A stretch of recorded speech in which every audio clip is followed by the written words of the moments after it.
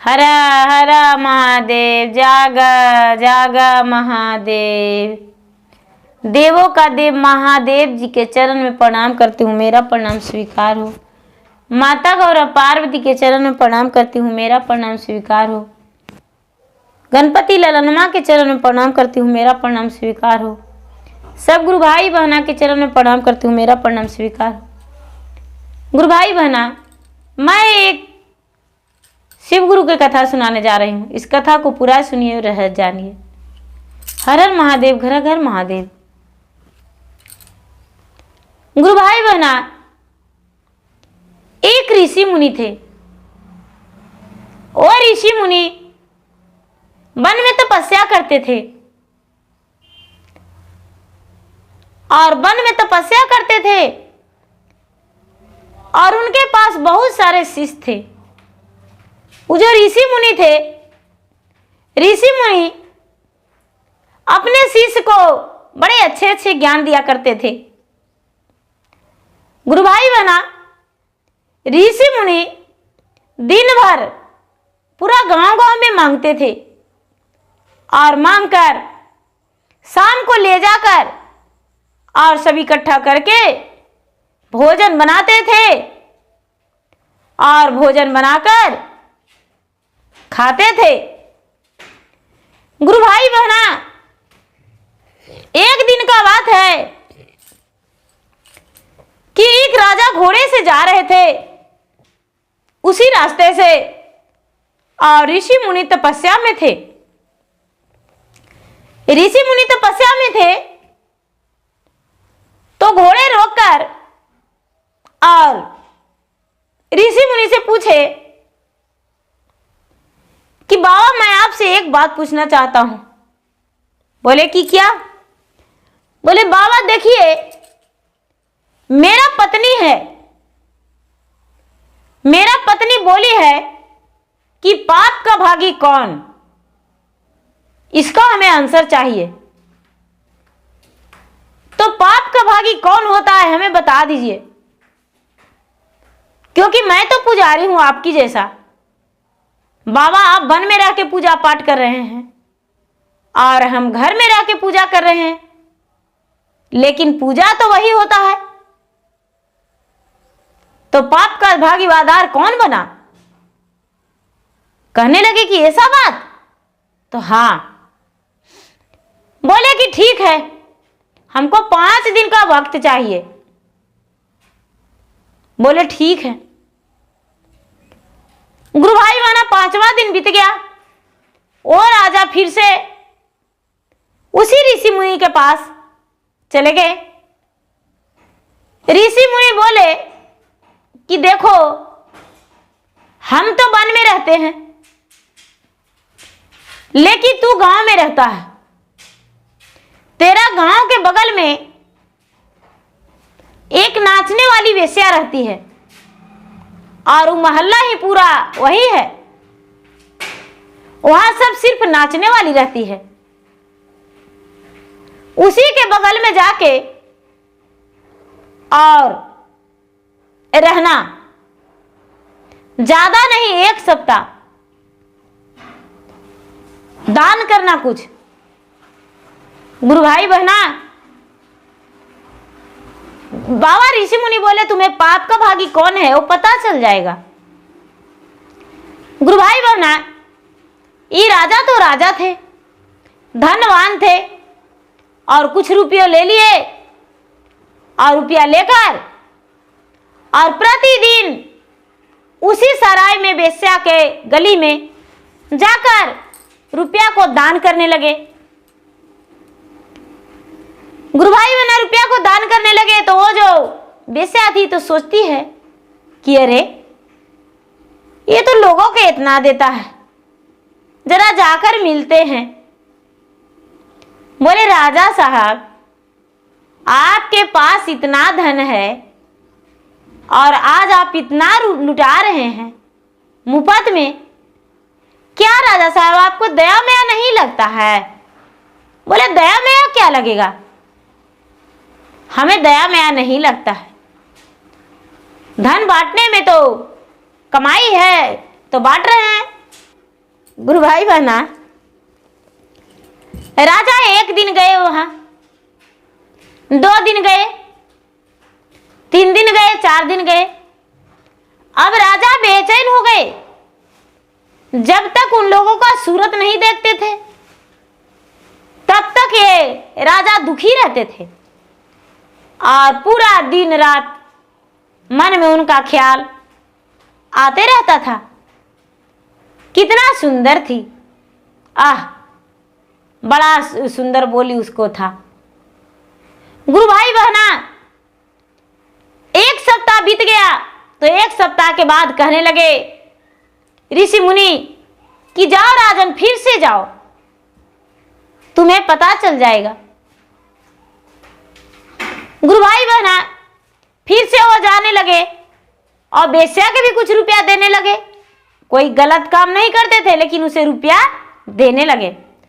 अब देते देते एक दिन कहती है कि राजा साहब, क्या आप मेरे घर भोजन नहीं कर सकते हैं?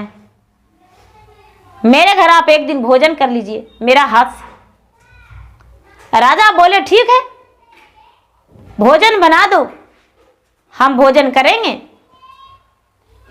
गुरु भाई बहना, वो जो नाचने वाली थी बेचारी, बड़े प्रेम से घर में भोजन बनाई और भोजन बना के और राजा को भोजन पे बुलाई। जब राजा भोजन पे बैठे थे उस समय वेश्या के घर में बहुत सारे लोग जा चुके थे। राजा पे नजर पड़ा, राजा निवाला भी नहीं उठाए और राजा पे सारा लोग भड़क पड़े।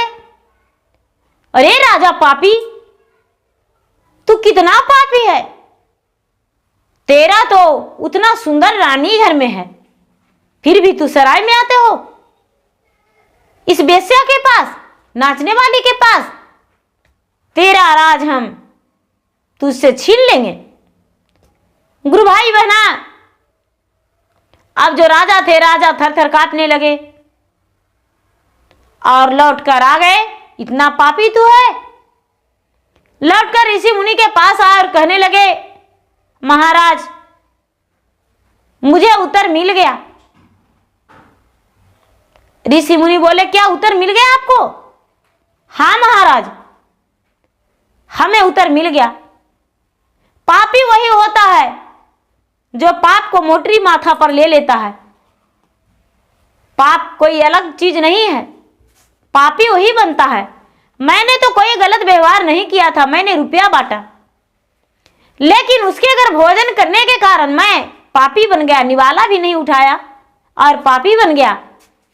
पापी का भागी, पाप का भागी वही होता है जो उसके पास जाता है, वो पापी नहीं है। गुरु भाई बहना, ऋषि मुनि कहने लगे 3 चीज से संभल जाओगे तो संसार तेरा आगे बढ़ेगा। सबसे पहले तिर्या चरित से हटकर रहना, उसका सुंदरताई पे कभी पिघल मत जाना। नदी में पानी है, गहराई है, अगर जो लहरा तुरंत का है और तूफान जो है आ रहा है तो थोड़ा देरी वहां पर रुक जाना और नहीं तो बाढ़ दहा कर ले जाएगा। अस्थाई पानी है तो कोई बात नहीं, लहरा मार रहा है तो लहरा में दबा लेगा। गुरु भाई बहना, अपने बात अपने स्त्री से सच मत बताना, ये 3 से बच जाओगे तो संसार में तुम्हारा नाम होगा और तुम अच्छे कर्म करोगे। राजा कहने लगे कि तो राजा साहब मेरा राज छीन जाएगा। कहने लगे जाकर देखो, तेरा राज कुछ भी नहीं छीनेगा। गुरु भाई बहना, ये राजा लौटे अपना घर, उनका राज सही सलामत रहा, कोई प्रकार का कोई दुख नहीं और कोई बातचीत नहीं किए। सारा लोग जो थे, सारा लोग हंसी खुशी और इस बारे में तो कोई बातें नहीं किए। राजा फिर से ऋषिवर के पास गए और कहने लगे कि ऋषिवर, मैंने तो आपसे कुछ ही पल के लिए आए, लेकिन हर ज्ञान मुझे मिला। ऋषिवर बोले, संगति ही करे विनाशा, संगति ही करे राजदासा। संगति जो है वही विनाश करता है, संगति ही राज दिलाता है। तो तूने मेरे पास आया तो मैं शिक्षा देता हूं, तो इसलिए तुम्हें सीख मिला। तूने वेश्या के पास गया, गलत कर्म नहीं किया, लेकिन तुम्हारा नाम बदनाम हो गया। क्या हम गलत कहते हैं? इतना बात, तुम जैसा संगति धरोगे वैसा ही ज्ञान मिलेगा। अच्छा संगति धरोगे अच्छा ज्ञान मिलेगा, बुरा संगति धरोगे बुरा ज्ञान मिलेगा। गुरु भाई बहना, वो राजा आए और राजा आकर अपने प्रजा में सारी बात बताए। प्रजा के लोग सारा खुश हो गए और प्रसन्न हो गए।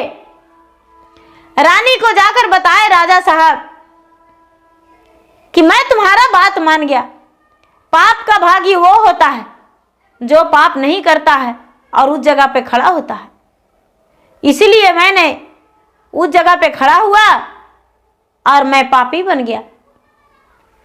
तो गुरु भाई बहना, जो जैसा करते हैं वैसा पाते हैं, जैसी करनी वैसी भरनी। गुरु भाई बहना, मेरा वीडियो अच्छा लगे तो इसे लाइक कीजिए, शेयर कीजिए, सब्सक्राइब कीजिए। और मैं इंस्टाग्राम पे भी हूँ, मैं फेसबुक पे भी हूँ। मेरा इंस्टाग्राम पे, मेरा फेसबुक पे फॉलो कीजिए, लाइक कीजिए, शेयर कीजिए। और कमेंट बॉक्स में हर हर महादेव, जय माता रानी या अपना दुख शेयर भी कर सकते हैं। और अपना दुख शेयर करेंगे तो मैं भगवान से प्रार्थना करूँगी कि आपका दुख सुख में बदल जाए और आप जो मन्नतें चाहें वो आपका पूरी हो। तो गुरु भाई बहना, मेरा वीडियो अच्छा लगे लाइक कीजिए, शेयर कीजिए, सब्सक्राइब कीजिए। धन्यवाद।